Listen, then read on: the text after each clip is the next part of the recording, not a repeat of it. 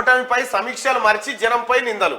తమను ఓడించి ప్రజలే తప్పు చేశారన్నట్టుగా బీఆర్ఎస్ ముఖ్య నేత ప్రజలే తప్పు చేసినట్టు ఇలా నోరించి ప్రజలే ఇక మీకు సిగ్గు చేరం లేదు అసలు ఇంత కూడా. ఓడించింది ప్రజలే కానీ తప్పు చేశారు, ప్రజలు తప్పు చేసినారు. కాంగ్రెస్ కన్నా 1.85% తక్కువ ఓట్లు వచ్చాయని సమర్థింపు.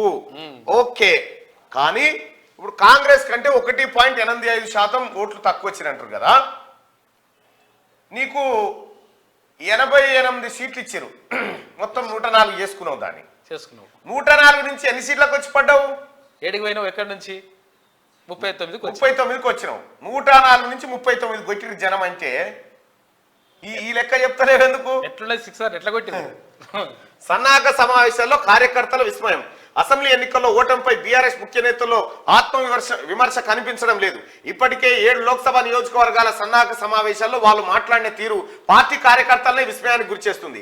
అసెంబ్లీలో తమ సంఖ్యాబలం 104 నుంచి 39కి పడిపోయిందనే వాస్తవాన్ని కూడా పార్టీ ముఖ్యులు గుర్తించలేకపోతున్నారని, ఎందుకు ఓడిపోయామనే దానిపై సమీక్ష కూడా చేయడం లేదని కార్యకర్తలు అంటున్నారు.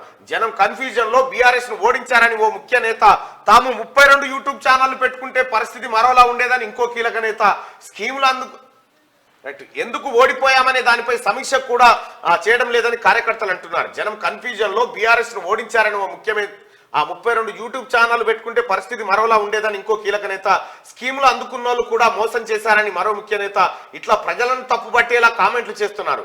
ఇంకొందరు సీనియర్లు అయితే జనం ఎమ్మెల్యేలను మాత్రమే ఓడించాలనుకున్నారు, కానీ సీఎం పదవి నుంచి కేసీఆర్ దిగిపోతారని వాళ్ళు భావించలేదు. ఇప్పుడు తప్పు తెలుసుకొని బాధపడుతున్నారని వ్యాఖ్య పెడతాడు. సిగ్గు లేదు, ఏమాత్రం శరం లేదు, మినిమం లేదా, ఏమాత్రం శరం లేదు. ఇంకా కూడా వస్తలేదు. ఓడిపోతే ఈ ఎమ్మెల్యే ఓడిపోతాడు కానీ ముఖ్యమంత్రి కేసీఆర్ పోతాడు అనుకున్నాడు. ఈ కేసీఆర్ మీ అయ్య ముఖం నీ ముఖం చూస్తేనే వాడు ఓటేయకపాయ. ఇక్కడ భువనగిరిలో ఏమైందా? వాస్తవానికి భువనగిరిలో పైలశేఖర్ రెడ్డి ఇంకొక 3 రోజుల దాకా పైలశేఖర్ రెడ్డి గెలుస్తాడు అనుకోరు జనం. అనుకున్నారు అట్లా అటు ఇటు ఉంటుందని అనుకున్నారు. కేటీ రామారావుతో ర్యాలీ తీయించిండాడ. ర్యాలీ తీయగానే అచ్చా వీడు వచ్చిండా, వీడిని ఎట్టి పరిస్థితుల్లో ఓడగొట్టాలని కథం. ఆడ కూడా టీఆర్ఎస్ లో ఓడగొట్టింది. అర్థమైందా మీ కథ ఏందో? ఆ తర్వాత పాపం పైలశేఖర్ రెడ్డి గారు అంటున్నాట, ఇది మోసం అయిపోయింది నేను తీసుకొచ్చి అనవసరంగా తీసుకొచ్చిన. మీ ముఖాలు వాస్తికేలేవా? ఓటమిపై సమీక్షలు మరిచి జనం మీద నిందలెత్తురట. జనం మీద సీఎం 2 అక్షరాల కన్నా కేసీఆర్ 3 అక్షరాలే పవర్ఫుల్. కాచారా ప్రజల విశ్వాసం కోల్పోవడం కాంగ్రెస్ లక్షణమట. కేసీఆర్ ప్రతిపక్షంలో ఉండటమే ఆ పార్టీకి ప్రమాదకరం. 1-2 జిల్లాలు తప్ప ప్రజలు బీఆర్ఎస్ ను తిరస్కరించలేదని కామెంట్ అంటూ ఈ రాదు వెనికి ఇప్పట్లో రాదు. మోసంలో ఇదే పవర్ఫుల్, 3 అక్షరాలే.